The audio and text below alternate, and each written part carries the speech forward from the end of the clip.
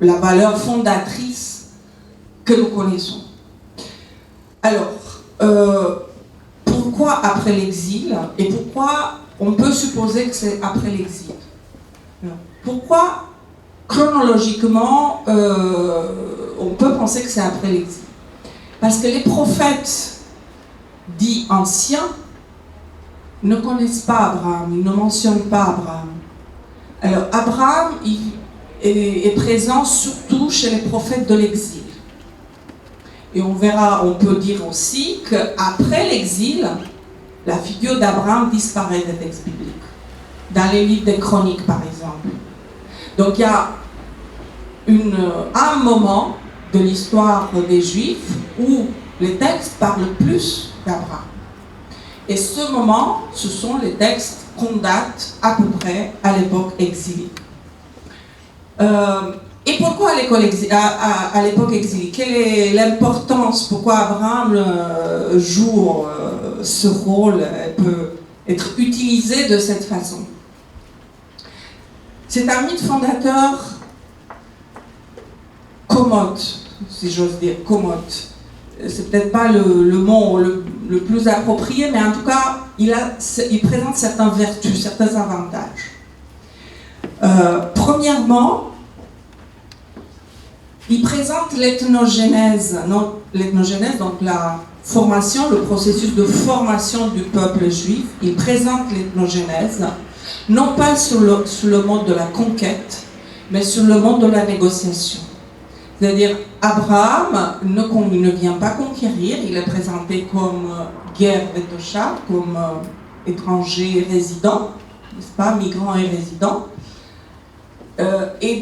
Et donc, c'est le mode de la négociation. Il achète les terres, d'accord, où il va enterrer sa femme, etc., où il sera enterré lui-même.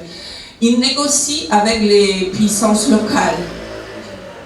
Alors ça, c'est une façon de voir les choses utile pour les Juifs qui veulent rentrer de l'exil. Parce qu'il y a une partie des Juifs qui veulent rentrer de l'exil. Parce que l'exil, c'est l'exil, mais c'est aussi le retour de l'exil. D'ailleurs, cet Abraham qui vient d'Our, en Chaldée, c'est aussi un symbole d'une communauté juive qui retourne, ou une partie de la communauté juive, du peuple juif, qui retourne en terre d'Israël, en terre ancestrale, et qui se donne comme objectif de construire un nouveau système économique et politique. Donc il fonde quelque chose de nouveau. Il vient d'ailleurs et il fonde quelque chose de nouveau. Ensuite, c'est un récit fondateur qui tient compte du point de vue des exilés qui retournent, mais qui tient compte aussi du point de vue de ceux qui sont restés dans le pays. Parce qu'avec l'exil et avec ce qu'on appelle la déportation à Babylone, le départ en exil, il y a une faille, une polémique qui naît au sein des Juifs, du peuple juif, c'est-à-dire une rivalité entre ceux qui sont restés dans le pays et ceux qui sont partis et qui veulent revenir. Et donc chacun chaque parti se revendique comme l'héritier celui qui continue l'alliance. Alors, le récit d'Abraham tient compte des deux points de vue. À la fois, comme je vous disais, les exilés qui reviennent, mais aussi il s'interroge sur, par exemple, est-ce que c'est juste de punir ceux qui n'ont pas péché et de détruire tout le monde? Il se pose cette question-là. Donc, il tient les deux bouches, si j'ose dire. C'est un mythe c'est un récit ou un récit mythique qui essaie de concilier point de vue des exilés et point de vue des résidents. Et enfin, c'est aussi un récit qui, à l'époque de l'exil, comme je vous disais, est mis en avant, est valorisé, revalorisé, et qui nous décrit les relations interethniques de l'époque. D'un côté, des peuples frères, par la métaphore généalogique, non, l'appartenance à une famille élargie. Donc des peuples frères comme les Édomites, comme Édom, comme les Arabes, qui sont circoncis mais qui sont en dehors de l'Alliance. Donc il y a toute une partie, les Araméens aussi, pareil. Donc ce sont des peuples frères mais qui en même temps, il y a le sentiment d'une certaine parenté entre juifs et araméens, n'empêche, la frontière est posée. Et par contre, du côté de la côte méditerranéenne, la frontière est ouverte. La frontière est ouverte, il y a possibilité de négociation. La possibilité de négociation est envisagée avec ceux qui sont situés du côté philistin. Si voilà un petit peu. Alors, pour conclure, je vous ai dressé rapidement le point de vue historique, rapidement également le point de vue de la Bible, mais donc la manière dont la Bible elle-même utilise et réutilise des récits fondateurs en fonction de ce qu'on se trouve avant l'exil, pendant l'exil ou après l'exil. Et enfin, je voudrais juste finir en revenant à cette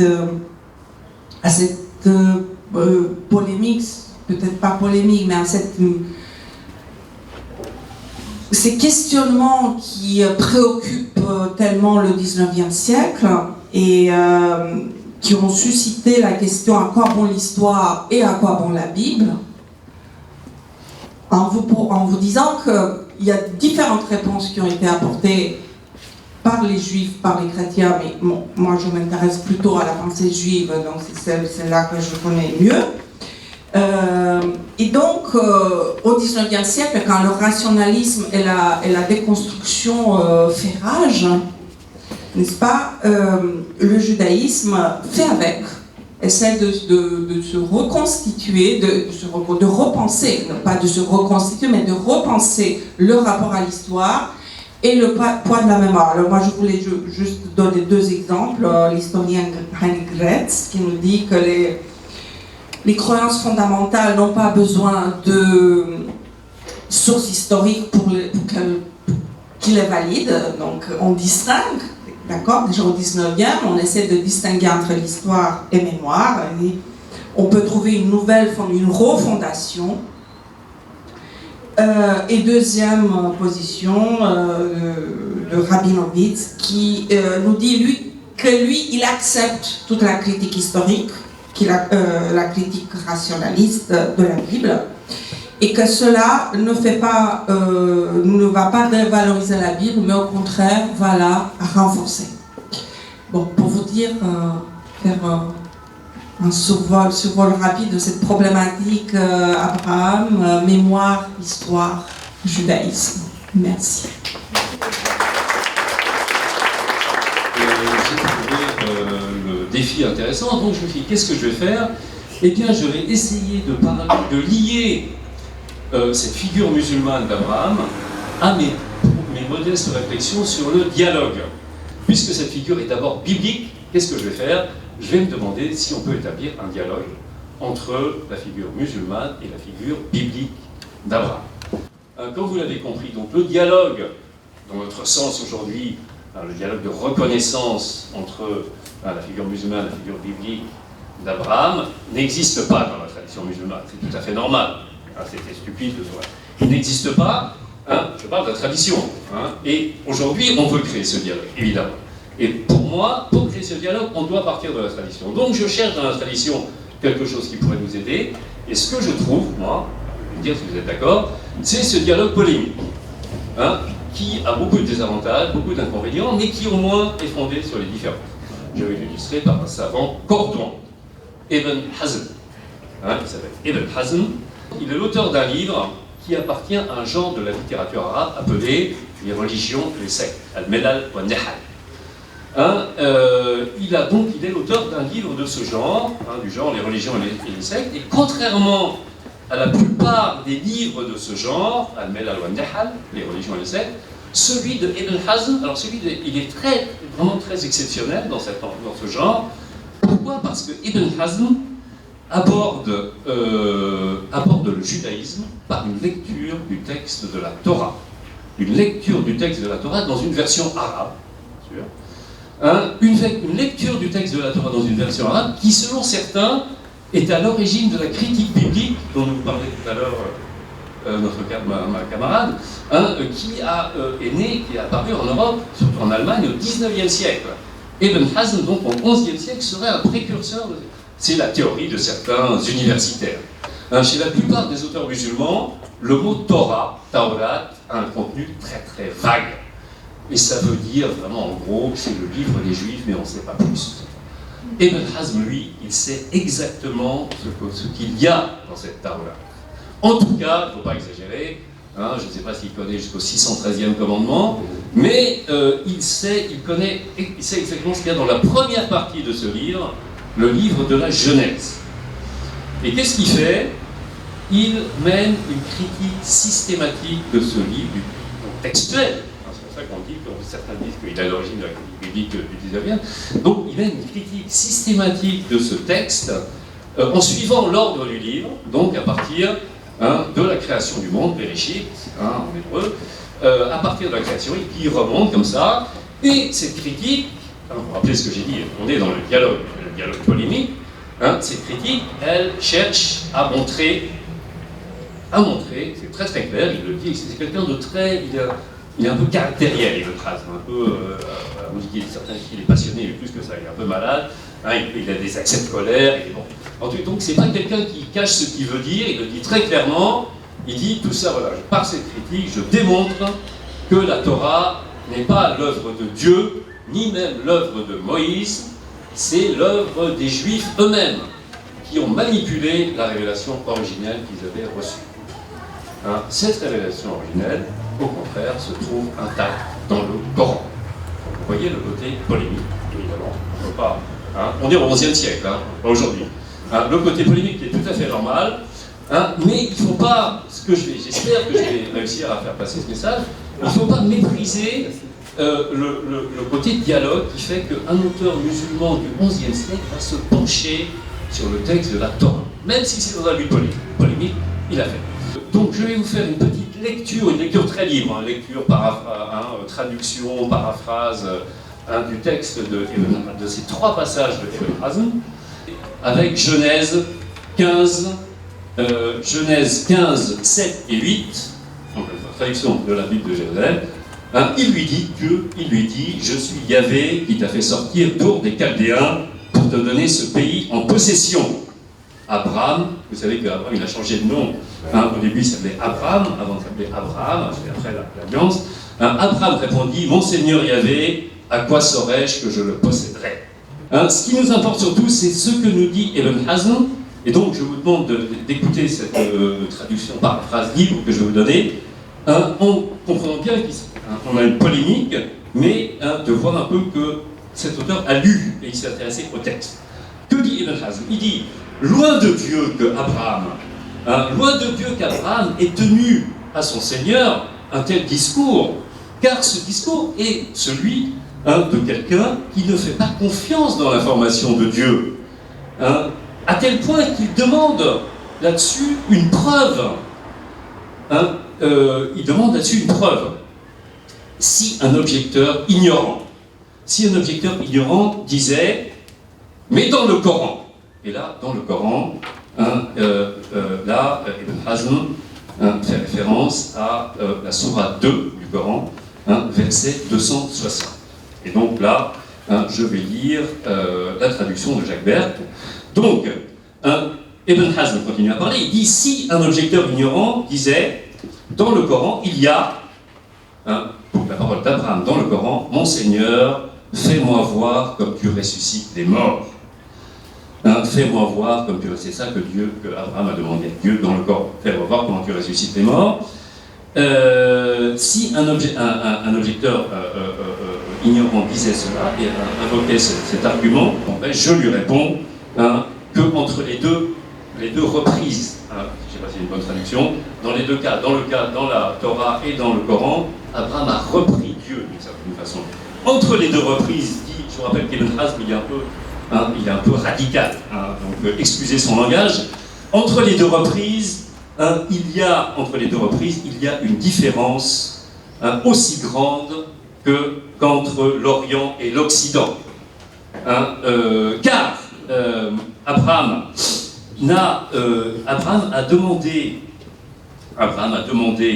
de voir, quand Abraham a demandé de voir la résurrection des morts, il n'a demandé cela que pour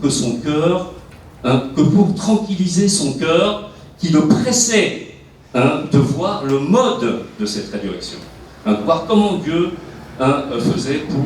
s'y prenait pour faire cette résurrection. Continue Ibn Hazm, c'est la suite du verset coranique, la suite du verset 260 de la Sourate 2. Donc Abraham a répondu à Dieu, a dit à Dieu, mon Seigneur, fais-moi voir comment tu ressuscites les morts. Dieu lui a dit, faute de quoi tu ne croirais plus? Lui, mais si, ce n'est que pour tranquilliser mon cœur. Donc vous avez tout ça dans le verset 260 de la Sourate 2. Et donc, il est clair, là je continue avec Ibn Hazm, il est clair, continue Ibn Hazm, que Abraham n'a pas demandé cela comme une preuve pour dissiper un doute de son âme, mais pour voir la forme de la résurrection, comment Dieu s'y prenait, comment se faisait la résurrection des morts, c'est tout. Ce n'est que ça, pas du tout une preuve.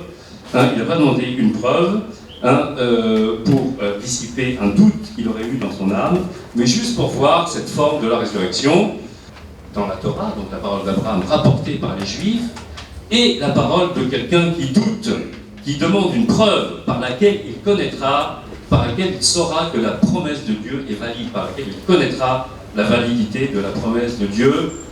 Et là, donc Ibn Hazm conclut par une formule qui exprime bien sa répugnance pour tout ça. Il dit Dieu est bien et exalté au-dessus de tout ça, et loin d'Abraham qu'il ait dit ces choses-là. Deuxième passage, alors là peut-être encore plus connu que le premier, au chapitre 18 de la Genèse, et du verset 1 jusqu'au verset 8, un texte que vous connaissez sûrement tous, que je vais quand même vous relire dans la traduction de la Bible de Jérusalem. Yahvé lui apparut au chêne de Mambré, tandis qu'il était assis à l'entrée de la tente au plus chaud du jour. Ayant levé les yeux, voici qu'il vit 3 hommes qui se tenaient debout près de lui. Dès qu'il les vit, il courut de l'entrée de la tente à leur rencontre et se prosterna à terre. Il dit, « Mon Seigneur, je t'en prie, si j'ai trouvé grâce à tes yeux, veuille ne pas passer près de ton serviteur sans t'arrêter. Qu'on apporte un peu d'eau, vous vous laverez les pieds et vous vous étendrez sous l'arbre. Que j'aille chercher un morceau de pain et vous vous réconforterez le cœur avant d'aller plus loin. C'est bien pour cela que vous êtes passé près de votre serviteur. » Ils répondirent, « Fais donc comme tu as dit. » Abraham se hâta, il s'appelle déjà Abraham maintenant, avec un H. Abraham se hâta vers la tente auprès de Sarah et dit, « Prends vite 3 pinceaux de farine, de fleurs de farine, pétris et fais des galettes. » Puis Abraham courut au troupeau et prit un veau tendre et beau. Il le donna au serviteur qui se hâta de le préparer. Il prit du caillé, du lait, le veau qu'il avait apprêté et plaça le tout devant eux. Ils se tenaient debout près d'eux sous l'arbre et ils mangèrent. Alors, ce texte que moi je trouve assez beau, je pense que peut-être vous aussi, c'est un très beau texte biblique. Ibn Hazm, il n'a pas trouvé beau du tout. Il n'a pas trouvé beau du tout. Excusez le caractère un petit peu intempestif d'Ibn Hazm, encore une fois. Il dit, dans ce passage, il y a des choses calamiteuses et horribles. Et nous cherchons refuge en Dieu de la divagation petite et grande. La première de ces choses est que Dieu est l'information selon laquelle Dieu est apparu à Abraham. Et qu'il a vu 3 hommes, qu'il a couru vers eux, qu'il s'est prosterné, et qu'il leur a parlé comme un serviteur. Donc si ces 3 sont Dieu, eh bien nous avons là la Trinité elle-même, sans apprêtement. Et d'ailleurs, il le dit. Hein, d'ailleurs, j'ai vu dans quelques livres des chrétiens la preuve, l'invocation de cette histoire pour appuyer la Trinité. Et c'est comme tu le vois, alors vous savez, quand les auteurs musulmans écrivent, ils parlent au lecteur à la deuxième personne. Il dit, c'est comme tu le vois, un scandale extrême, c'est comme tu le vois, un scandale extrême. Bien sûr, dans un contexte musulman, parler de Trinité, c'est quelque chose de difficilement compréhensible. Aujourd'hui, bien sûr, on doit faire l'effort de le comprendre, mais dans le monde d'Ibn Hazm, on comprend qu'ils ne comprennent pas. Donc, on élimine la Trinité. Et là, deuxième hypothèse, si ces trois sont des anges, et c'est ce que disent les Juifs en général. Si ces trois sont des anges, eh bien, les Juifs, encore une fois, qui sont les auteurs de la Torah selon Ibn Hazm, ils sont sous le coup ici encore, ils sont sous le coup de scandales énormes, de grands scandales et d'un mensonge éhonté. De différentes façons. Et là, il va énumérer les différentes façons selon lesquelles les Juifs se rendent coupables ici de scandales et de mensonges. De différentes façons. La première, c'est qu'il est impossible, et il est un mensonger, de dire que Dieu est apparu. De dire que Dieu est apparu à Abraham, alors que ce sont trois anges qui sont apparus. Donc là, il y aurait pour Ibn Hazm une sorte de contradiction, d'incohérence, de contradiction interne du texte. Dieu est apparu, mais ce sont trois anges. Donc ça ne va pas, contradiction, donc preuve de fausseté. Donc la deuxième façon dont tout ça est scandaleux et mensonger, c'est que, ça c'est très important aussi pour les chrétiens, que Abraham se soit adressé à ces trois au singulier. Et vous vous rappelez même dans la traduction française, qu'a dit Abraham, « Mon Seigneur, je t'en prie, si j'ai trouvé grâce à tes yeux, veuille ne pas passer près de ton serviteur, près de ton serviteur, sans t'arrêter. » Donc il a parlé à ces trois au singulier, et évidemment, ça a beaucoup intéressé les chrétiens qui ont vu un signe de la Trinité. Et alors pour Ibn Hazm, c'est quelque chose d'incohérent. Si vous voulez, quand il voit ça, il y a trois personnes. Le texte nous parle de trois hommes. Et Abraham s'adresse à ces trois au singulier. C'est incroyable, contradictoire. Et donc, ça prouve que le texte est faux. Voilà un petit peu l'idée, en général. Et il sait que les chrétiens, ça a beaucoup plu aux chrétiens, et dit, et voilà quelque chose qui ajoute encore à la divagation des chrétiens sur ce passage. Et en fait, il dit, c'est aussi impossible dans le discours. Linguistiquement, quand on a trois destinataires, on ne peut pas leur parler au singulier. Voilà un petit peu l'idée. La troisième point, c'est, encore une fois, quelque chose de très choquant d'un point de vue musulman, en tout cas c'est le sentiment qu'exprime Ibn Hazm, c'est la prosternation, que Abraham se soit prosterné devant ses anges. Il est en effet, dit Ibn Hazm, il est en effet faux qu'un envoyé de Dieu, puisque pour les musulmans, Abraham est un envoyé de Dieu, Rasulullah, comme Muhammad, il est faux qu'un envoyé de Dieu se prosterne devant autre, un envoyé de Dieu, et il ajoute l'ami de Dieu, parce que ça c'est bon, une petite information comme ça accessoire, à la tradition musulmane, Abraham est appelé l'ami de Dieu, Khalilullah. Et donc, Ibn Hazm dit, il est faux que l'envoyé de Dieu et l'ami de Dieu se prosternent devant autre que Dieu, et devant une créature comme lui. Donc voilà, vous voyez, le style un petit peu polémique, très polémique d'Ibn Hazm, voilà encore un mensonge.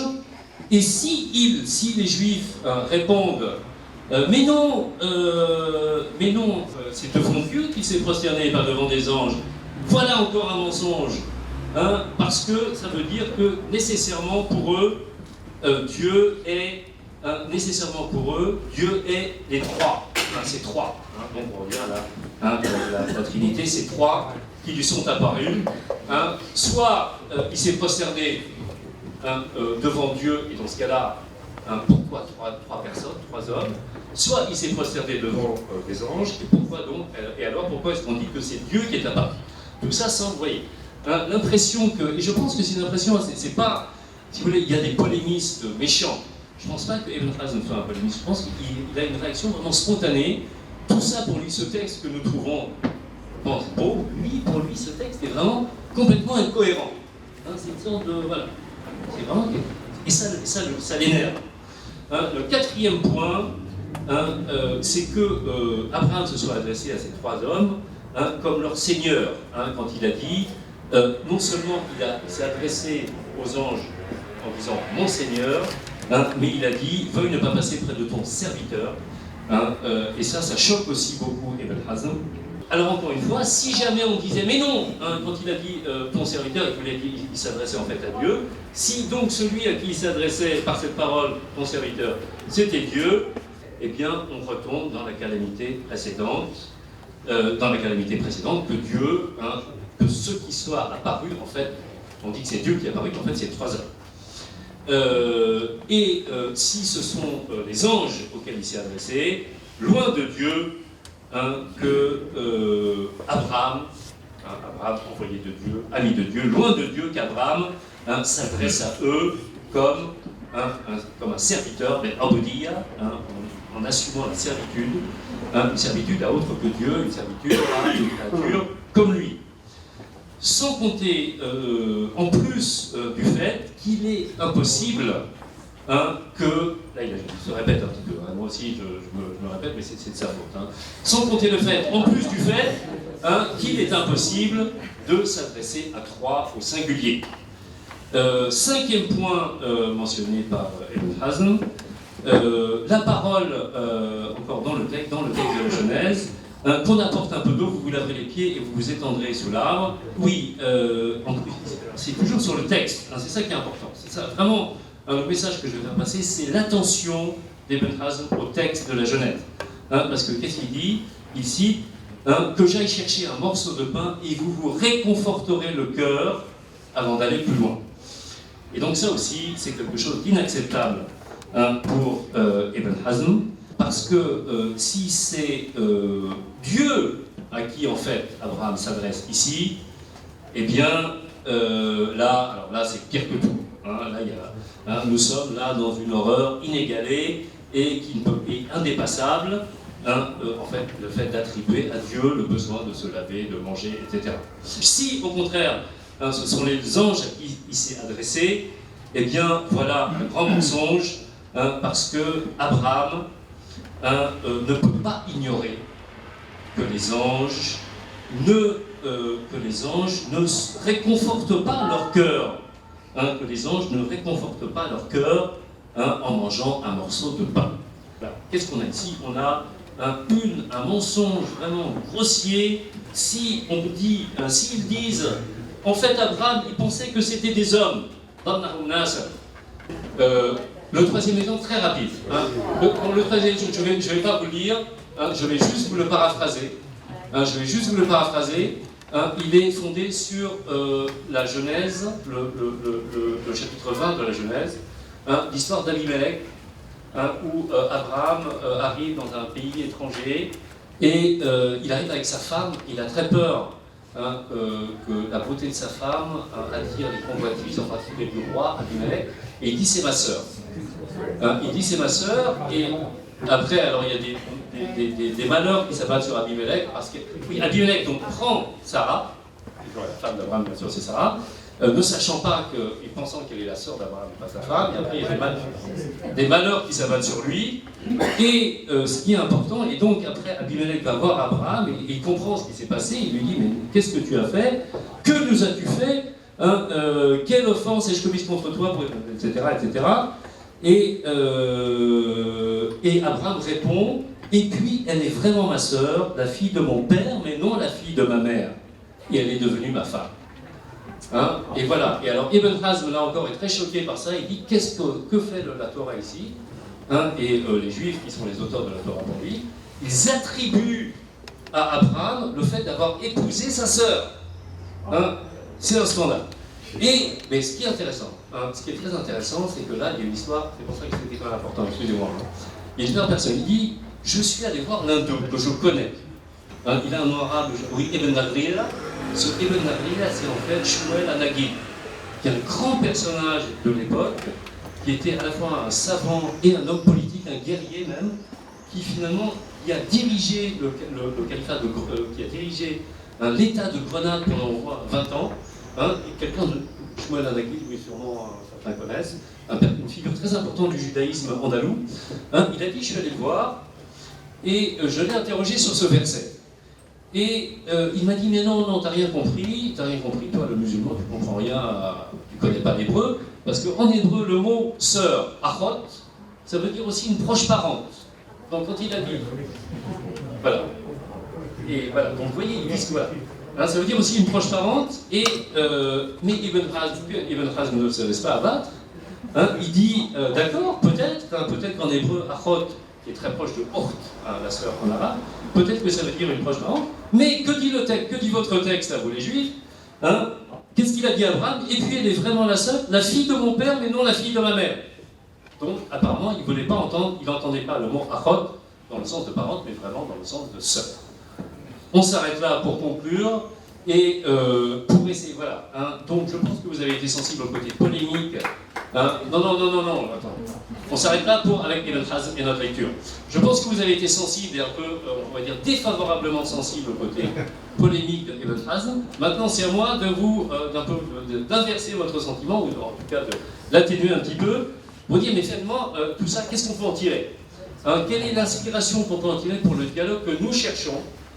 Et là, je dirais, donc je vais procéder en étant le plus rapide possible, passage par passage. Le premier passage, je pense que la distinction faite par Ibn Hazm entre un prophète qui doute et un prophète qui veut tranquilliser son cœur est spécieuse, mais que dans les deux cas, le prophète biblique et le prophète coranique, on voit un petit peu le statut ambigu du prophète, qui est quelqu'un qui est à la fois proche de Dieu par la communication qu'il a avec lui, mais éloigné de lui par son impuissance humaine, qui fait qu'il va nécessairement douter ou avoir un trouble, ou connaître un trouble du cœur, c'est la même chose. Et donc il va demander des choses à Dieu.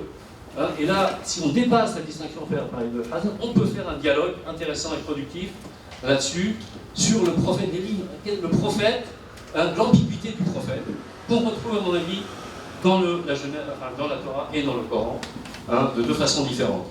Maintenant, sur le long passage là, qui nous a pris beaucoup de temps sur le chêne de Mambré, etc., là je pense qu'on a une différence plus profonde entre deux ordres. L'ordre biblique, l'ordre musulman est un ordre différencié, où Dieu n'apparaît pas, où les anges ne mangent pas, où le prophète n'est serviteur que de Dieu. Et d'un côté, l'ordre biblique n'est plus fluide. Dans cet ordre, Dieu passe dans la créature et il passe dans la multiplicité. Les anges, ils passent dans l'humanité. Et le prophète, il assume différentes relations hiérarchiques. Là, je crois qu'on a un grand thème. Et alors, je pense, encore une fois, qu'est-ce que ce dialogue polémique d'Ibn Hazm, qu'est-ce qu'il nous permet de voir? Il nous permet de voir, bien sûr, la différence entre ces deux ordres. Mais nous dirons, je pense, enfin, moi c'est mon sentiment en tout cas, j'ai l'impression, je pense que ces deux ordres ont leurs avantages respectifs. Ils sont vraiment différents. L'ordre coranique, l'ordre musulman et l'ordre biblique sont vraiment très différents. Je pense qu'ils ont leurs avantages respectifs. Pour voir plus précisément, plus clairement ces avantages, il faudrait pousser le dialogue plus loin qu'on peut le faire ce soir. Mais Ibn Hazm, je pense, nous montre au moins que ce dialogue est possible. Ça, c'est important. Je ne sais pas si on aurait pu sans lui. Et finalement, pour le dernier passage, l'histoire de Achot, de la sœur, alors là, il n'y a pas vraiment d'intérêt de penser, mais évidemment, comme vous l'avez vous-même vu, là, qu'est-ce qu'on voit? On voit comment le dialogue des textes peut s'étendre au dialogue des personnes. Et qu'un musulman aille voir un juif pour dialoguer sur un verset, un mot de ce verset, bien sûr, en remplaçant l'esprit polémique par